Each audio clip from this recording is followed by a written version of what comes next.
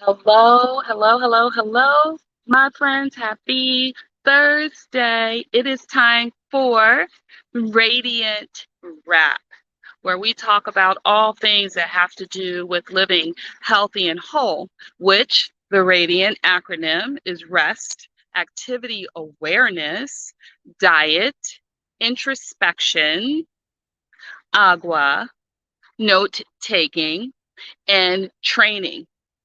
And today we're talking about core competency. Now, before I get into core competency, let me remind some of you who were looking at or considering the Modair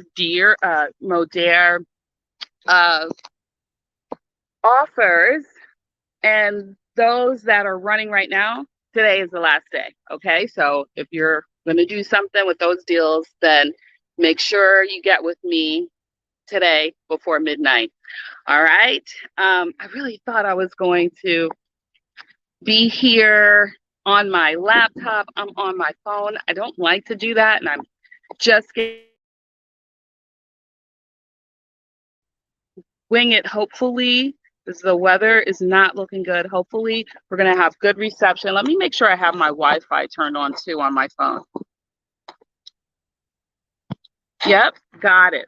So core competency. Let's just start with the fact that I have for now 20 years been in the wellness space.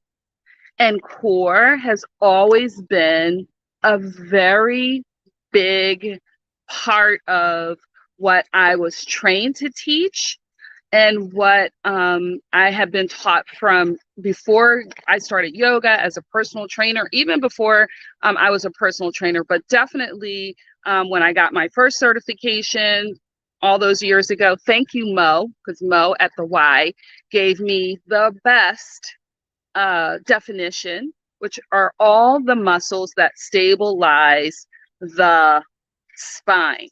Okay, and so, hey, how you doing? This is a very important topic for everyone. I have been asking my students, what are the core muscles? What would you say? What are the core muscles? And when someone asks you to contract your core muscles, what do you do? What do you do to contract your core muscles? And I started asking that question because I'm giving cues and I never feel like I'm giving good enough cues. Over the years, I'm trying different cues and still a lot of people, their core muscles continue to stay weak, right? Now we know that, and I know you know, well, maybe you don't, so let me not even assume. What are the core muscles? What are the muscles that support the spine? And some people, I tell you, Mo was amazing as a teacher, as my first teacher.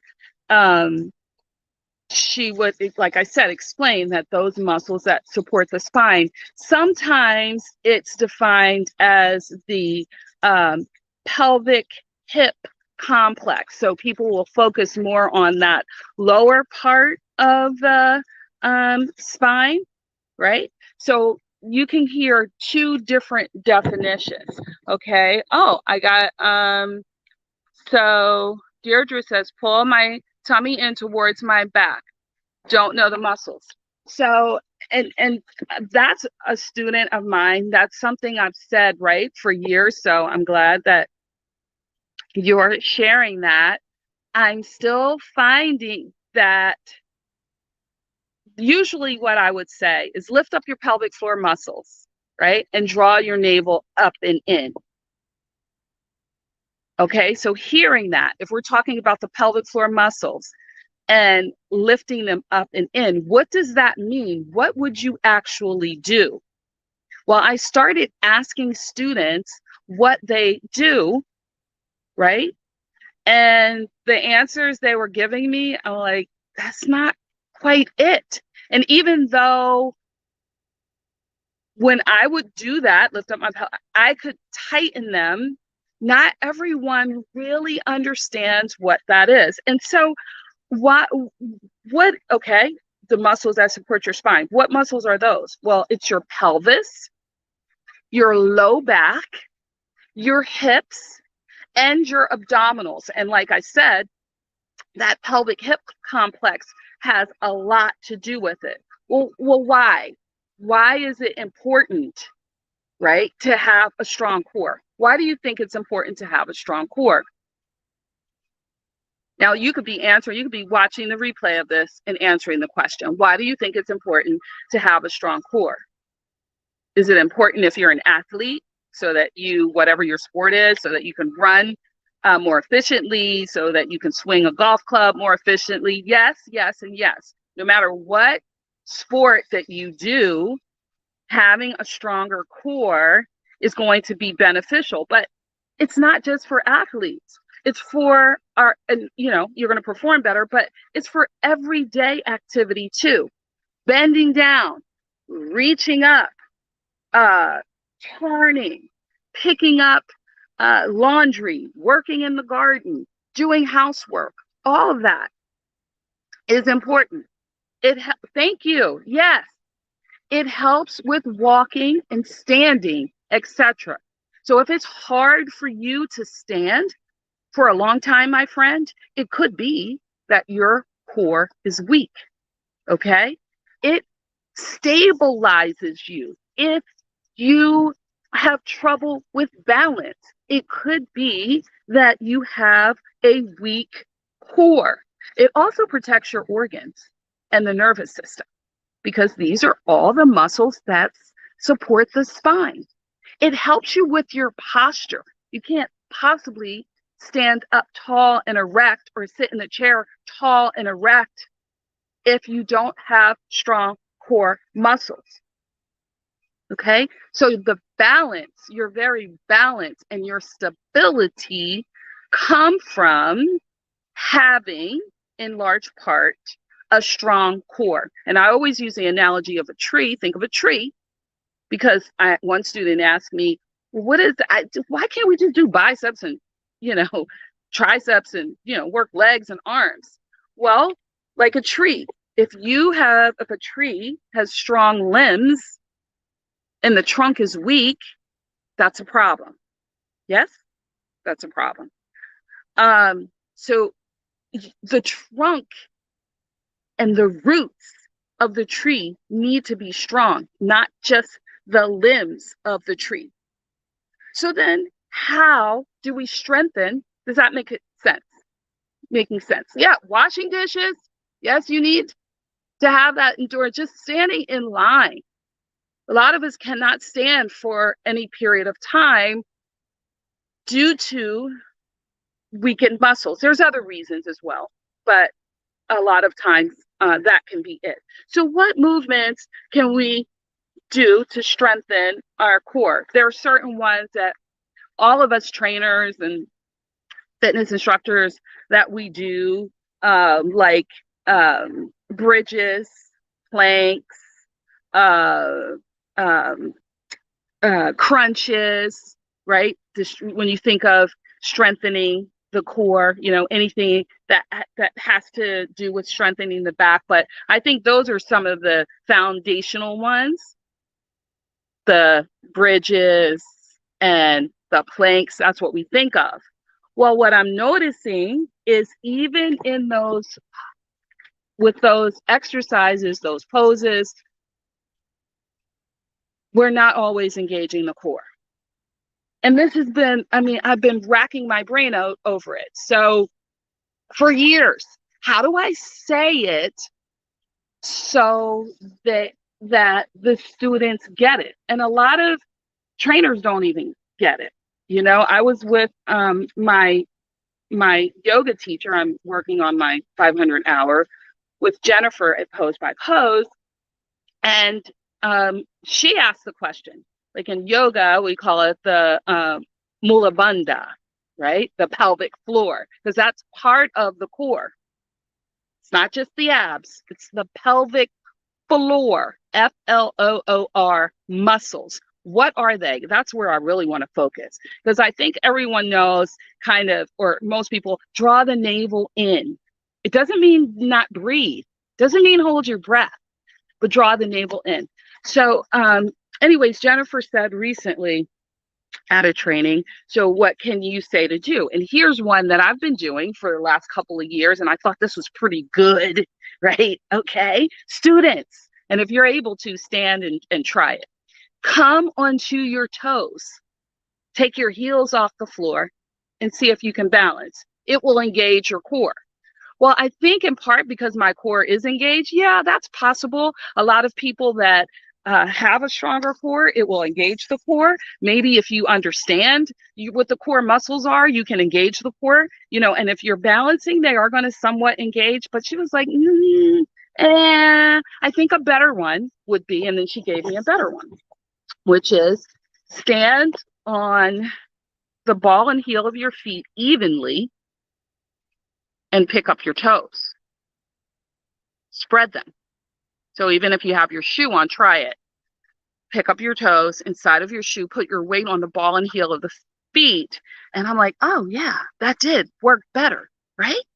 So then I share it with my students, and some of them I'm like, so what are you feeling? What's happening?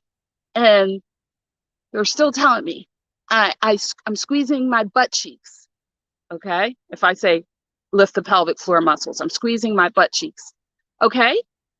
Having strong glutes is important. Squeezing your glutes, that's important for back health. That is not your pelvic floor muscles. They're deeper. They're more intrinsic than that. Okay. Inside. Okay. So this week, I'm like, okay, I got the cue over all cues for the pelvic floor muscle. And this one too is one I've used. And a retired PE wants someone that was in my class today, Bernadette, she said, lifting the vaginal wall muscles. So I've used that too, like the muscles that you would use to stop the flow of urine. So, and I forget the word she used for the guys, lifting the jewels, right? Contracting them can engage the core, and that's good. That is good. Even better, I think, in my opinion, so that everyone gets it and is engaging the core muscles. Now I asked, I tried in class today, I shared it on Tuesday in one of my classes, and then I said, now if you guys can have any suggestions on how better I can say what it is that I said to you, then share it with me. Well, they couldn't come up with anything better besides squeeze the glutes, and I'm like, no, but that's not it. Okay, so here it is. You ready?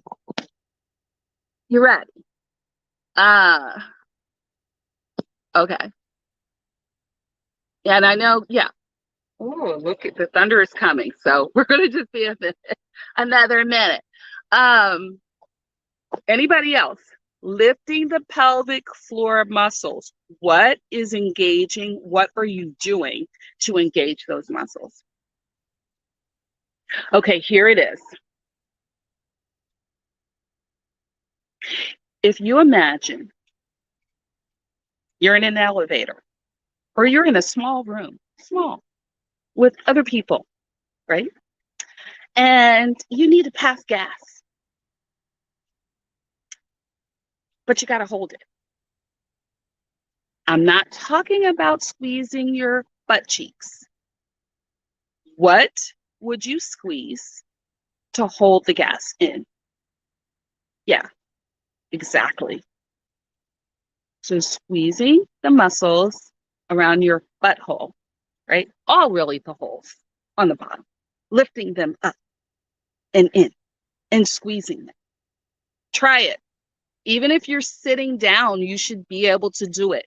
Sitting down, and it might not be easy sitting down. It might not be easy standing, But if they're strong enough, you would be able to do it. And not only squeeze, but hold it for like 10 seconds. Squeeze, squeeze, squeeze. 1, 2, 3, 4, 5, 6, squeeze, 7, 8, 9, 10, that long.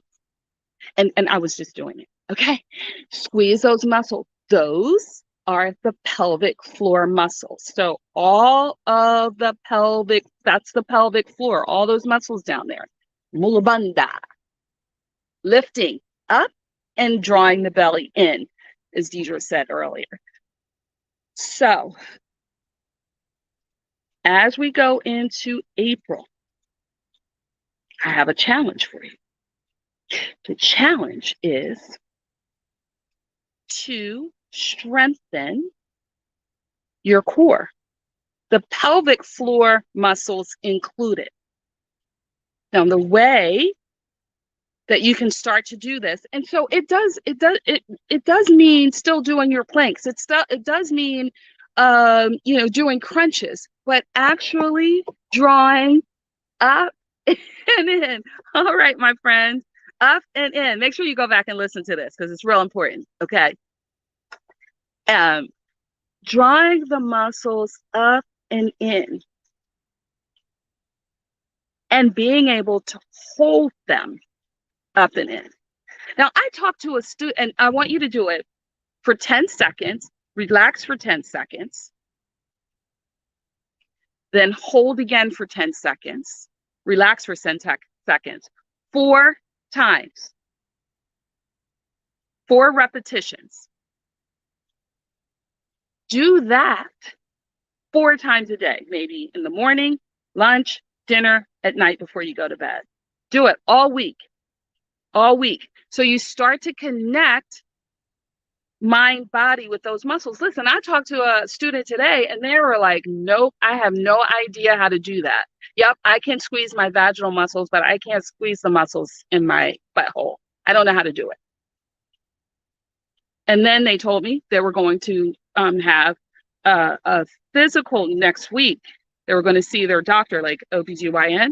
I'm like, ask them about it. Because when you go to get an exam, that's the only time you really can be certain that you're really squeezing those muscles and that you have a contraction. But I'm asking all of you that are like, I don't believe it. When the next time you go to your doctor, you ask them about squeezing those muscles, right? Because your low back, fatigue, discomfort, it could